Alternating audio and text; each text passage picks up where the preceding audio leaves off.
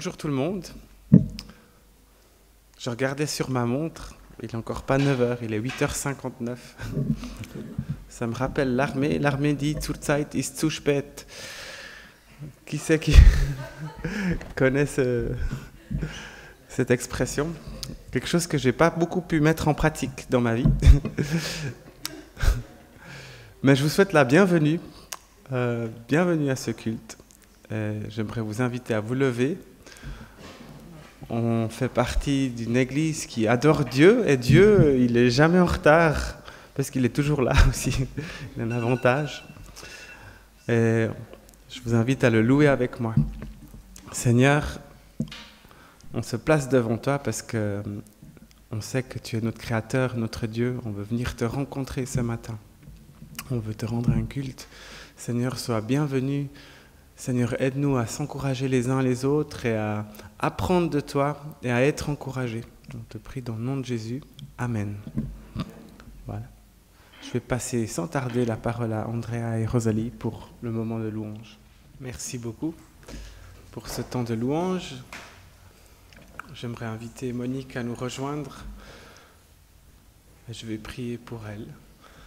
Seigneur, merci pour Monique. Merci qu'elle s'est pris du temps aujourd'hui et cette semaine passée sans doute devant toi pour rechercher ta volonté pour ce message. Et merci de l'avoir accompagnée dans la préparation. Et je te prie que tu la bénisses et que tu parles à travers elle, que tu ouvres nos cœurs, nos oreilles pour qu'on puisse entendre et comprendre et apprendre. Dans le nom de Jésus, Amen.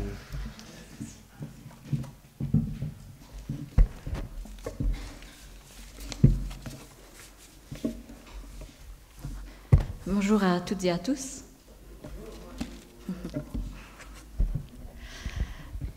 Vous l'avez certainement déjà remarqué, mais les personnes avec lesquelles Jésus a eu le plus de conflits pendant son ministère, c'étaient les experts et les chefs religieux en Israël. Autrement dit, ce n'étaient pas les Romains, qui pourtant étaient l'occupant d'Israël, ce n'étaient pas non plus les riches, que pourtant Jésus a dénoncé, qu'il les a mis en garde parfois. Ce n'étaient pas non plus les gens de mauvaise vie, comme les collabos, les voleurs, les tricheurs, les prostituées, les adultères.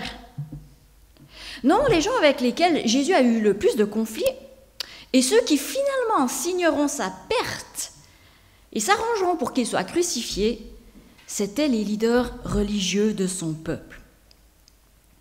Alors ça ne veut pas dire que tous les théologiens et tous les chefs religieux d'Israël avaient rejeté Jésus. On voit dans le Nouveau Testament des pharisiens, c'est-à-dire des théologiens, si on prend un terme plus facile à comprendre pour nous aujourd'hui, mais on voit même des membres du Sanhédrin, c'est-à-dire le concile juif qui finalement va condamner Jésus, qui ont refusé de s'associer à l'hostilité envers Jésus. Et plus tard, dans le Nouveau Testament, on en voit même qui se convertissent. Il n'en demeure pas moins que je trouve personnellement très interpellant que ce soit les personnes les plus investies, on dira, dans la religion juive qui ont été le plus en conflit avec le Fils de Dieu. Donc on ne parle pas ici de païens, n'est-ce pas? On ne parle pas de gens qui croyaient dans des idoles. On parle de gens qui croyaient au vrai Dieu, de gens qui lisaient l'Ancien Testament. Et pourtant, ils sont entrés en conflit avec le Fils du Dieu qu'ils servaient. Alors pourquoi? C'est un peu la question que j'aimerais examiner avec vous aujourd'hui, parce que je pense qu'il y a aussi dans ce phénomène un avertissement pour nous, qui finalement, si vous et moi nous sommes là, c'est parce qu'on est investis dans notre foi, investis dans notre relation avec Dieu. J'aimerais vous inviter à lire Jean 5, les versets 34 à 47. Jean 5, 34 à 47. Il s'agit d'un passage dans lequel Jésus a, comme d'habitude, j'ai envie de dire, un conflit avec les chefs religieux de son époque. Ça se passe juste après qu'il ait guéri un infirme le jour du sabbat. Et on sait que ce genre de choses, les guérisons le jour du sabbat, ça ne passait pas bien avec les chefs religieux et les théologiens de l'époque. Alors on a déjà parlé de cette guérison la dernière fois que j'ai partagé la parole avec vous. Aujourd'hui, j'aimerais qu'on s'arrête sur le dialogue que Jésus a eu par la suite, et juste un extrait de ce dialogue. Jean 5, 34, c'est Jésus qui parle. « Pour ma part, ce n'est pas d'un homme que je reçois le témoignage, mais je dis cela afin que vous soyez sauvés. Jean était la lampe qui brûle et qui brille, et vous avez voulu vous réjouir une heure à sa lumière. Pour ma part, j'ai un témoignage plus grand que celui de Jean. Ce sont les œuvres que le Père m'a demandé d'accomplir. Ces œuvres même que je fais témoignent à mon sujet que c'est le Père qui m'a envoyé. Et le Père qui m'a envoyé a rendu lui-même témoignage à mon sujet. Vous n'avez jamais entendu sa voix, vous n'avez pas vu son visage, et sa parole n'habite pas en vous, puisque vous ne croyez pas en celui qui l'a envoyé. Vous étudiez les Écritures parce que vous pensez avoir par elles la vie éternelle. Ce sont elles qui rendent témoignage à mon sujet. Et vous, vous ne voulez pas venir à moi pour avoir la vie. Je ne reçois pas ma gloire des hommes, mais je vous connais. Vous n'avez pas l'amour de Dieu en vous. Je suis venu au nom de mon Père et vous ne me recevez pas. Si un autre vient en son propre nom, vous le recevez. Comment pouvez-vous croire, vous qui recevez votre propre gloire les uns des autres et qui ne recherchez pas la gloire qui vient de Dieu seul? Ne pensez pas que c'est moi qui vous accuserai devant le Père. Celui qui vous accuse, c'est Moïse, celui en qui vous avez mis votre espérance. En effet, si vous croyez Moïse, vous me croiriez aussi, puisqu'il a écrit à mon sujet.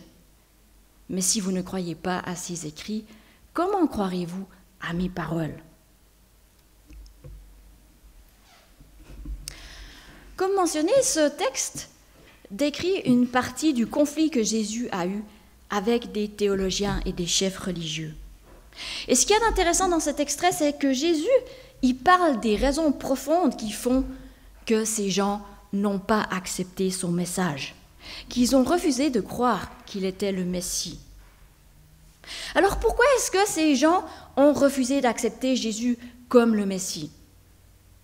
Là, tout d'abord, j'aimerais méditer avec vous les raisons, les fausses raisons. Autrement dit, quelles sont les raisons pour lesquelles, quelles sont les choses qui ne sont pas les raisons pour lesquelles ils ont rejeté Jésus. D'accord? C'est un peu compliqué. Mais... Donc, tout d'abord, première chose à constater, ces gens n'ont pas rejeté Jésus parce qu'ils n'avaient pas vu Jésus faire des miracles. D'accord? Ce qui est certain, c'est que les gens auxquels Jésus parle, ils ont très certainement vu Jésus faire des miracles, ou en tout cas, ils en ont entendu parler. Parce que Jésus, dans notre texte, il nous dit « J'ai un témoignage plus grand que celui de Jean, c'est les œuvres que mon Père m'a donné d'accomplir. » Et dans ces œuvres, très clairement, il fait aussi référence à ces miracles. Donc pour Jésus, ces miracles, c'est en tout cas une des parties, des raisons pour lesquelles les gens devraient reconnaître que c'est Dieu qui l'a envoyé. Et puis, les gens à qui il parle, évidemment qu'ils croient que Jésus fait des miracles, puisque la raison pour laquelle ils ont cette conversation, c'est justement parce que Jésus vient de faire un miracle le jour du sabbat. D'accord ? Donc, ils n'ont aucun doute que Jésus fait des miracles, il vient d'en faire un, seulement ils ont un problème avec le fait qu'il l'a fait le jour du sabbat. Donc, s'ils rejettent Jésus, ce n'est pas parce qu'ils n'ont pas vu des miracles. D'ailleurs, on se rend compte, si on lit les évangiles, que le problème que les gens ont avec Jésus, ce n'est pas qu'ils ne sont pas convaincus qu'il fait des miracles. Il n'y a jamais personne qui met en doute que Jésus fait des miracles. Alors des fois, on demande à Jésus...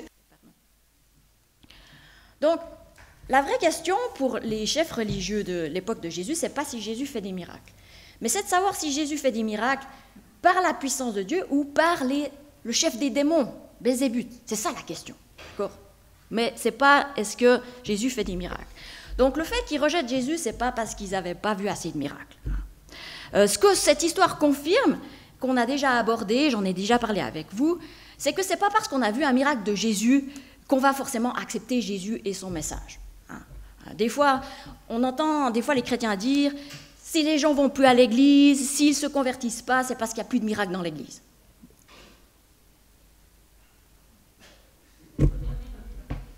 Alors, permettez-moi de douter un petit peu de cette logique, parce qu'il me semble que la relation entre foi et miracle dans le Nouveau Testament, elle est beaucoup plus nuancée. D'accord ? C'est vrai que des fois, les miracles, ça conduit les gens à la foi, et ça affermit les gens dans leur foi. On le voit dans le Nouveau Testament, dans l'histoire de Jésus. Et puis, on le voit dans nos propres vies. Peut-être que certains d'entre vous, vous avez commencé à vous intéresser à Jésus à cause d'un miracle que vous avez expérimenté. Je ne remets pas du tout ça en cause. Mais ce qu'on voit aussi, c'est qu'il y a beaucoup de gens à l'époque de Jésus qui ont vu des miracles et puis qui ont rejeté Jésus, puis qui ne l'ont pas suivi. Je vous signale que Jésus, il est mort crucifié. Si tout le monde avait accepté Jésus et suivi Jésus, il ne serait pas mort crucifié, d'accord ? Ça montre quand même qu'il y a une proportion de gens qui n'ont pas accepté Jésus. Parce qu'en fait, croire en Jésus, ce n'est pas juste croire qu'il fait des miracles. Ça va beaucoup plus loin. Donc, première chose qu'on peut constater, c'est que si ces gens ont rejeté Jésus, ce n'est pas parce qu'ils n'avaient pas vu de miracle. La deuxième fausse raison, c'est pas, ces gens n'ont pas rejeté Jésus parce qu'ils ne connaissaient pas assez les Écritures. Ce n'est pas cette raison-là. Parce que Jésus lui-même, il reconnaît que ses interlocuteurs, ils étudient les Écritures. Il leur dit, vous étudiez les Écritures parce que vous pensez avoir par elles la vie éternelle. Donc Jésus reconnaît volontiers que ses interlocuteurs, ceux qui l'accusent, ceux qui le rejettent, ils étudient les Écritures. Et pourtant, malgré cela, ils n'ont pas reconnu que Jésus était le Messie promis par ces Écritures. Alors c'est très interpellant quand même, parce que d'une certaine manière, Jésus c'est l'auteur de l'Ancien Testament. Jésus c'est Adonai, Jésus c'est « je suis ». C'est le Dieu de l'Ancien Testament.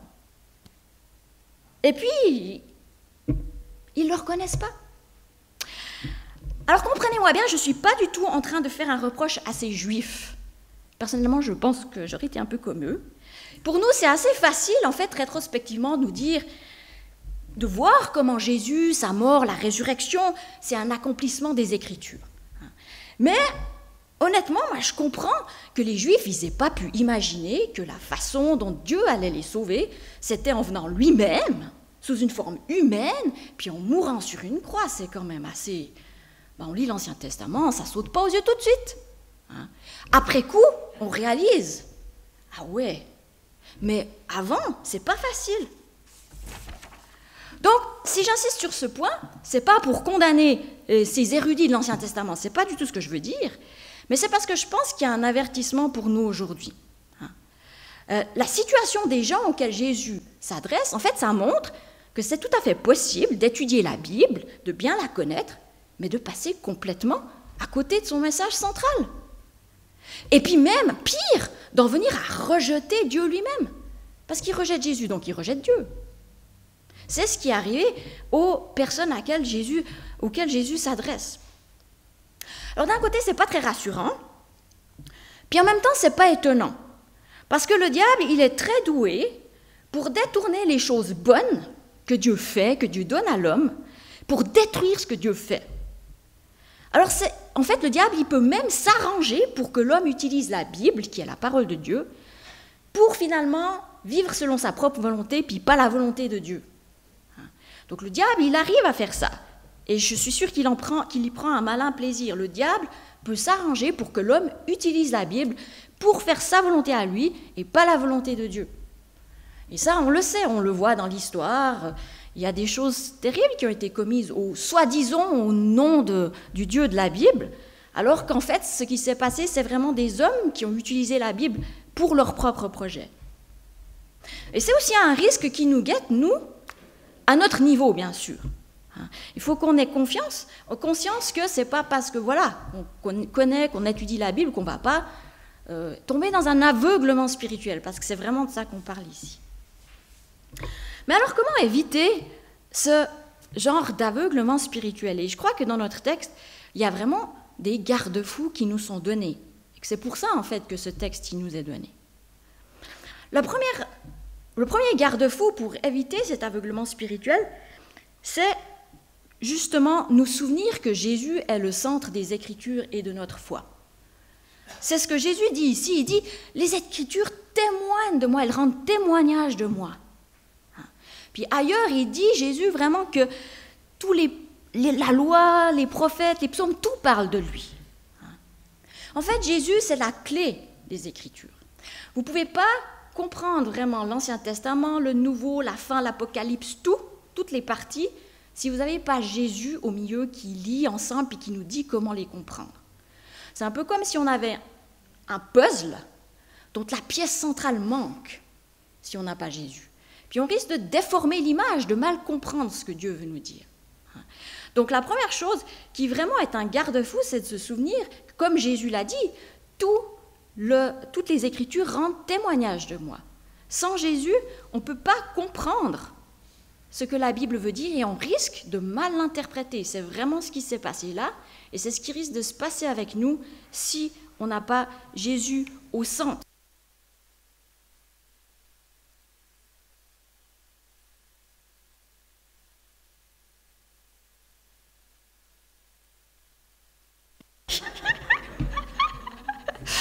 Si notre vie spirituelle se nourrit de la Bible, mais qu'elle n'est pas lue à la lumière de Jésus, on va au-devant de la catastrophe.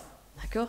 C'est pour ça que, je l'ai déjà dit à d'autres occasions, mais méfiez-vous des prédicateurs qui parlent sans arrêt de la Bible, sans arrêt de Dieu, mais qui ne parlent pas de Jésus. D'accord ? Parce qu'il manque la pièce centrale. D'accord ? C'est tout bête comme conseil, mais c'est très, très important.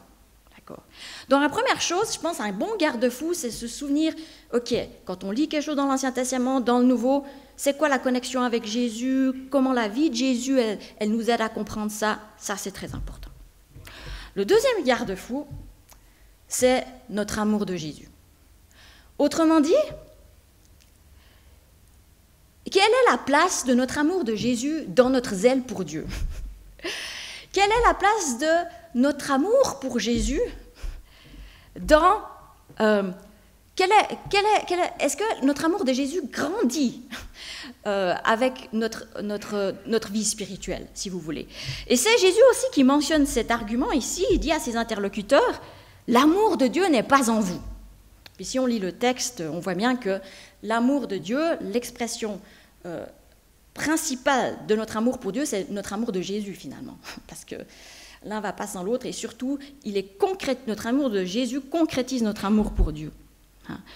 Donc, finalement, où en est notre amour pour Jésus ? Oui, on étudie les Écritures, mais est-ce que cette étude des Écritures, ça nous fait grandir dans notre amour pour Jésus ? Ou est-ce qu'on étudie juste les Écritures par curiosité, je ne dis pas que ce n'est pas une bonne raison, ou pour être sûr qu'on est dans la volonté de Dieu puis qu'il n'y a rien de mal qui nous arrive, ou pour être sûr d'avoir bonne conscience, ou pour être sûr d'avoir raison, parce que ça c'est important aussi. Ou est-ce qu'on étudie les Écritures parce qu'on aime Jésus puis qu'on veut le connaître ? Et puis quel est le résultat de l'étude de nos Écritures ? Est-ce qu'on grandit dans notre amour pour Jésus quand on fait ça ? Ça, je pense que c'est un très très bon garde-fou. Vraiment. Je pense que si les gens, c'est le reproche que leur fait Jésus, s'ils avaient été motivés par l'amour de Dieu, ils auraient probablement pu discerner que Jésus est le Messie. Puis je prends ça pour nous aussi, vraiment. C'est un très très bon garde-fou. Dans la vraie vie spirituelle, la connaissance et l'amour de Jésus doivent grandir ensemble. On doit avoir les deux. C'est comme une barque. Il y a deux rames pour faire avancer une barque. La connaissance de Jésus et l'amour de Jésus, on a besoin des deux. D'ailleurs, Paul, quand il prie pour les églises, il mentionne souvent les deux. L'amour sans la connaissance, c'est pas vraiment de l'amour. Vous ne pouvez pas vraiment connaître quelqu'un que vous ne connaissez pas. Si quelqu'un qui ne m'a jamais rencontré me dit « Monique, je t'aime », voilà, moyen quoi, pas très convaincant.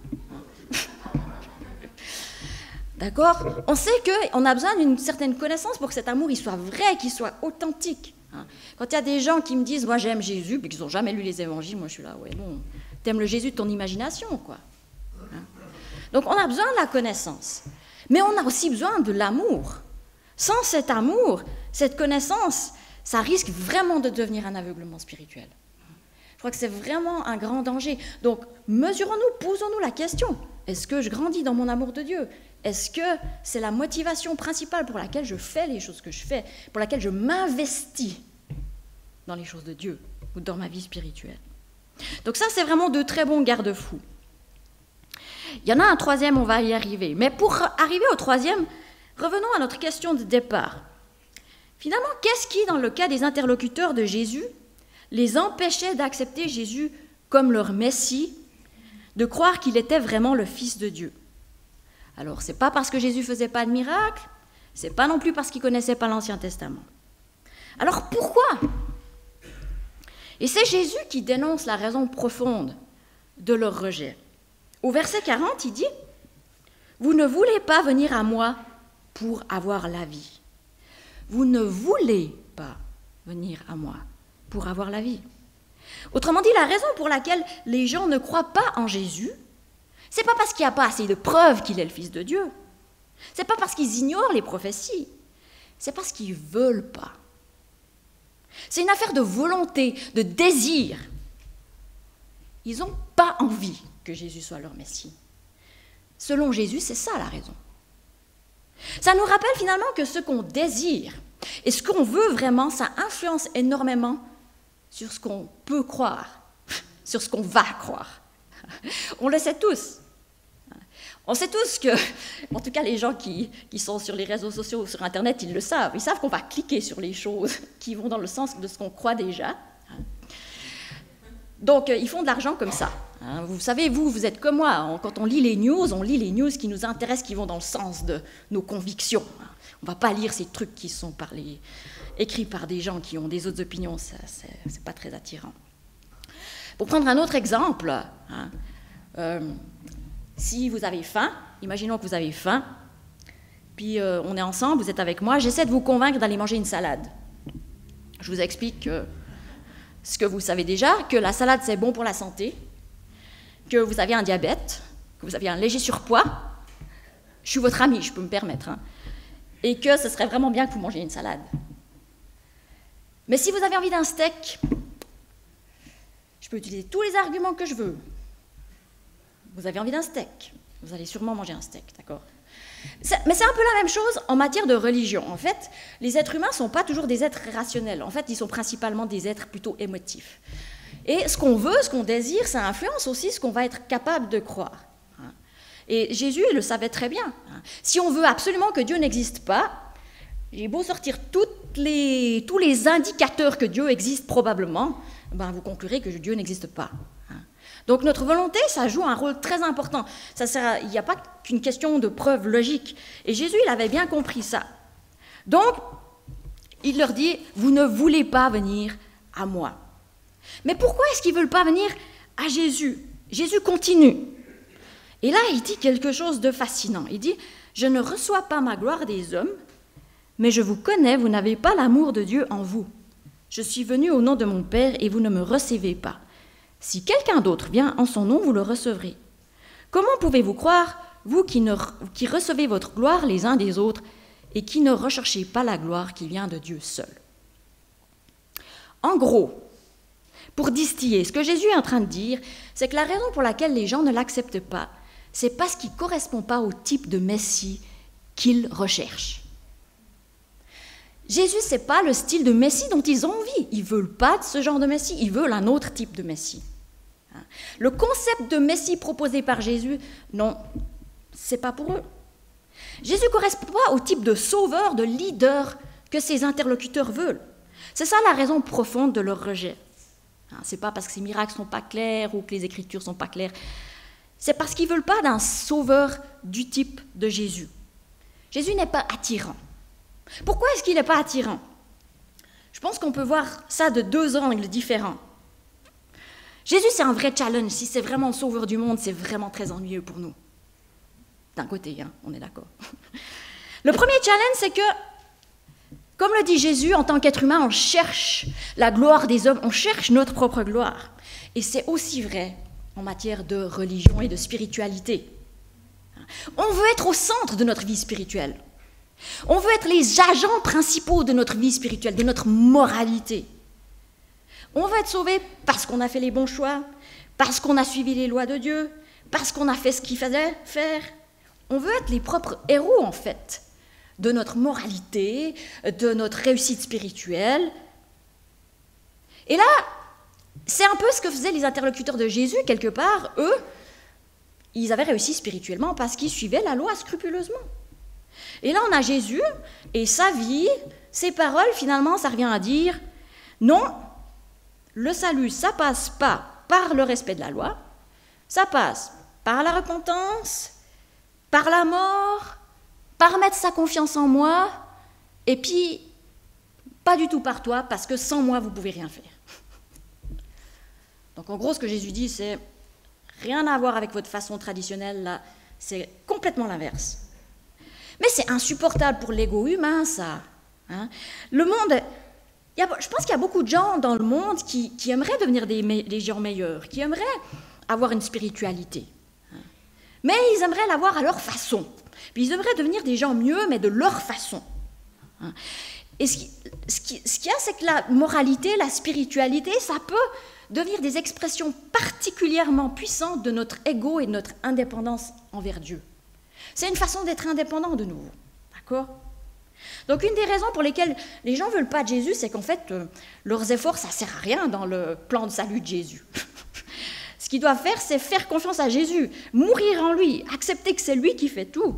Ça, c'est vraiment difficile. Mais il y a encore un deuxième aspect qui rend ça vraiment très difficile, c'est que si Jésus, c'est vraiment le Messie prévu par Dieu, ça veut dire aussi que, ultimement, la vie qui plaît à Dieu, c'est la vie que Jésus a menée. Puis la vie que Jésus l'a menée, c'est pas tellement la vie d'un leader qu'on admire dans notre époque. Hein. Nous, on aime les leaders qui savent parler aux foules, quoi. Hein. Jésus, il est tout le contraire des leaders que les êtres humains recherchent. Hein. Il n'est pas comme eux. Justement, Jésus dit, je ne recherche pas la gloire des hommes. Il n'a pas besoin de l'approbation des foules. Il ne se soucie pas de l'opinion des foules. Il ne recherche pas la gloire des théologiens ou des chefs de la loi. La seule préoccupation de Jésus, c'est d'obéir à son Père. Jésus, il est profondément humble. Il lave les pieds de ses disciples. Il se dépouille en descendant du ciel. Il renonce à ses droits. Mais qui d'entre nous a envie d'un leader comme ça ? Ça veut dire qu'on doit vivre comme lui. Ça ne va pas la tête. Jésus, il n'est pas attractif. D'accord ? Il n'est pas attractif. Et c'est pour ça, fondamentalement, que Jésus, il peut dire, c'est sa conclusion à lui. Vous ne voulez pas venir à moi. Et je crois qu'il y a là aussi un avertissement pour nous. Si on veut éviter de tomber dans un aveuglement spirituel, on doit faire attention.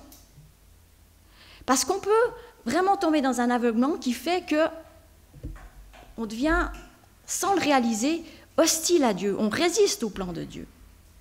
Les interlocuteurs de Jésus, ils avaient leur projet pour un Messie. Alors, je ne sais pas exactement à quoi ils s'attendaient, mais probablement ils attendaient quelqu'un de différent. Ils attendaient quelqu'un dont tout le monde ferait l'éloge. Quelqu'un qui ferait des miracles, quelqu'un qui respecterait la loi, qui condamnerait les pécheurs, qui récompenserait les justes, qui probablement ferait la guerre aux Romains. Un vrai fils de David, quoi. Qui combat les Goliaths, qui fait le nettoyage. Mais j'imagine que c'est peut-être un peu ça qu'ils attendaient.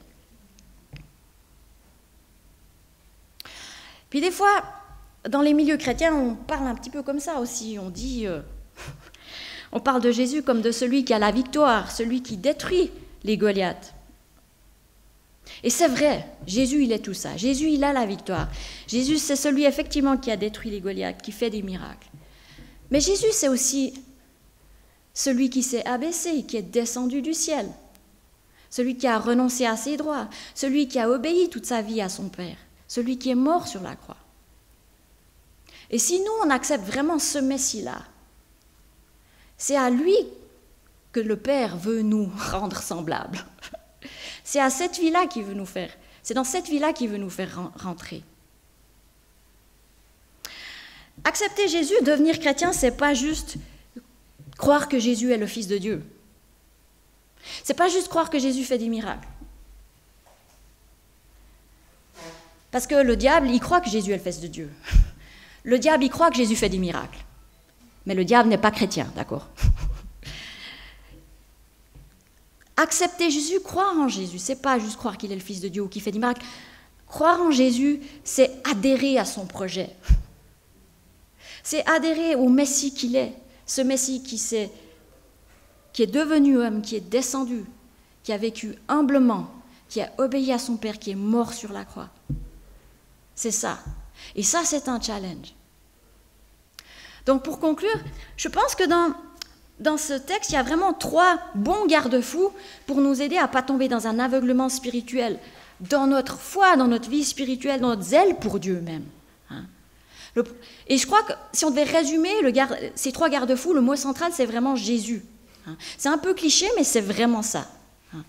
Tout d'abord, premier garde-fou, lire les Écritures à la lumière de Jésus, de ce qu'il a fait, de sa vie. On ne peut pas les comprendre juste sans Jésus. Deuxième garde-fou, notre amour de Dieu. Dans notre zèle pour Dieu, quelle est la place de l'amour qu'on a de Jésus? Est-ce qu'on aime Jésus? Est-ce qu'on grandit dans son amour? Est-ce que c'est ce qui nous motive? Et puis troisième, est-ce que le Jésus qu'on prétend aimer, c'est vraiment le Jésus des Écritures? Est-ce que c'est le Jésus des Évangiles? Est-ce que c'est ce Jésus-là qu'on suit? Celui qui est descendu du ciel, qui a vécu humblement, qui a obéi à son Père. Bien sûr, celui qui a aussi fait des miracles. Bien sûr, celui qui est aussi victorieux. D'accord? Mais faisons attention, ne croyons pas à un Messie de notre imagination. Je vous invite à prendre un moment de silence et à prier. Oui, Seigneur Jésus, merci d'être descendu sur terre, merci d'être venu à nous pour te révéler à nous. Et Seigneur Jésus, merci de t'être fait connaître à nous. Seigneur, merci pour ta parole qui est un enseignement, qui est aussi un avertissement. Et on veut prendre à cœur aussi cet avertissement de ce texte ce matin. Seigneur Jésus, garde-nous d'être aveuglés spirituellement, Seigneur. Que ton Saint-Esprit puisse vraiment agir dans nos cœurs pour que, oui, on ne se laisse pas, que notre zèle pour toi, notre investissement pour toi ne soit pas tordu, Seigneur, et ne tombe dans un aveuglement. Seigneur, rappelle-nous, Seigneur, à quel point tu nous as aimés, Seigneur. Rappelle-nous à quel point ton désir, c'est de faire grandir ton amour pour toi, à quel point ton désir, c'est de nous rendre semblables à toi. Seigneur, notre désir, c'est de grandir dans la connaissance de toi, mais aussi dans notre amour pour toi. Et c'est notre prière ce matin, Seigneur. Que notre cœur soit rempli d'amour pour toi, Seigneur, afin que nous ne nous laissions pas égarer, Seigneur, mais que nous marchions sûrement sur le chemin que tu nous traces. Amen. Voilà, nous arrivons bientôt au bout déjà de ce premier culte. Il y a déjà un deuxième culte qui va bientôt arriver. J'ai encore quelques annonces à vous faire. Par contre, il y a Hélène qui voulait commencer et je vais lui passer la parole en premier. Toutes les dames de l'église, vous êtes invitées le 24, samedi prochain, de 9h à 11h30. Nous avons notre rencontre féminine. Ça fait du bien d'être ensemble, entre nous les femmes. Et vous savez quoi? Notre pasteur, Monique, a concocté, a préparé, a mijoté un enseignement destiné à nous les femmes, de tout âge. Ne ratez pas la situation, en tout cas. Moi, je vous invite, venez. Mettez votre réveil à l'heure. On aura aussi des bonnes choses. Vous savez, là où il y a les femmes, il y a la sucrerie qui va avec. Si les hommes, vous passez par là, vous êtes bienvenus. Parce que souvent, on a fait tellement qu'il y a du reste qu'on doit distribuer pour prendre à la maison. Mais surtout les femmes, ne ratez pas cette situation. Voilà. Alors, je passe au programme, du coup, c'est moins intéressant. Je suis désolé. Mais on a une semaine chargée, comme vous voyez, il y a les groupes de maison qui se réunissent, chacun à leur endroit. Ensuite, il y a les femmes en promenade, le mardi à 9h, la réunion de prière, le 20 à 20h le soir, jeudi une réunion de prière, samedi 24, il y a le groupe de jeunes qui sont en week-end, je crois aussi, en fait, à ce moment-là. Voilà. Ouais. Ils seront en week-end du 23 au 25. Le 24, on a déjà mentionné la rencontre féminine et nos 2 cultes du dimanche suivis par la prière pour Israël à 18h. Ensuite, il y a plein d'autres choses un peu plus loin. Il y a un service de baptême qui est prévu le 16 juillet il y a encore de la place pour se faire baptiser. Par contre, ça va être trop tard de s'annoncer le 15. Donc si quelqu'un entre vous se sent prêt à être baptisé, n'hésitez pas à voir Fernand, parce que généralement il propose une préparation, si ce n'est pas déjà fait en fait. Ah, c'est déjà fait, ouais. Mais il y a toujours possibilité encore si ce n'est pas trop tard. Ensuite, il y a autre chose, le 3 juillet, on aura un petit culte pour les grands. Donc ce sera en fait la version du culte de l'enfance qu'on fait en bas, ici en haut. Donc ce jour-là, il n'y aura qu'un culte. Et il y aura donc beaucoup d'enfants. C'est l'occasion aussi d'en parler rapidement avec vous. Vous savez que, ou peut-être vous ne savez pas, mais par culte, on a parfois jusqu'à 50 enfants qui sont là. Ça fait presque un tiers de l'église. Et on s'en occupe, on fait des cultes avec eux, on les éduque parce qu'on ne les considère pas comme chrétiens. Ils sont vos enfants, mais ils ont besoin d'aussi apprendre qui est Jésus, et ils ont besoin de construire leur relation. Donc c'est un peu le travail qui se fait en bas, mais il manque des gens qui nous aident. Donc si quelqu'un d'entre vous se sent appelé à nous aider, n'hésitez pas à venir nous voir. Et particulièrement pour l'été, nous cherchons des gens qui seraient prêts à faire une fois un programme avec eux pour aussi décharger les gens qui sont réguliers. Et Rosalie va passer, ou en tout cas elle sera à disposition avec une liste pour s'inscrire, pour prendre un dimanche particulier. Bien sûr, vous pouvez nous solliciter pour vous aider aussi à préparer ce programme si ça vous semble difficile. Voilà, je crois que j'ai tout dit. Après le culte, n'hésitez pas à demander la prière si quelqu'un a besoin. Il y a des gens qui se tiennent prêts, qui sont prêts à vous écouter et à prier pour vous. Je vous demanderai de vous lever. On va prier ensemble et clore ce culte. Seigneur, merci pour ta bonté envers nous. Que ton nom soit glorifié dans cette Église, dans nos vies. Et Seigneur, je te prie que tu bénisses chacun d'entre nous ici, que tu nous aides à être à ta suite. Bénis nos actions et notre vie pendant cette semaine qui vient. Dans le nom de Jésus, Amen. Bon dimanche à tout le monde.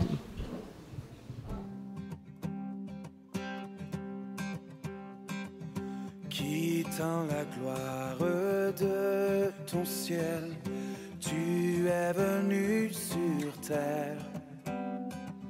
Fils aimé du Dieu éternel, tes bras tu as ouverts. Ta grâce a bouleversé le cours de notre humanité. Nous crions ensemble victoire. Christ est la lumière du monde. Que sa gloire couvre la terre. Puissance infinie qui libère. Son nom est saint, il est saint, il est saint. Nous les fils et les filles du roi, entonnons chaque jour un hymne de gloire et de joie, célébrant son amour. Les nations de la terre s'inclineront devant le Père, chanteront ensemble victoire. Christ est la lumière du monde, que sa gloire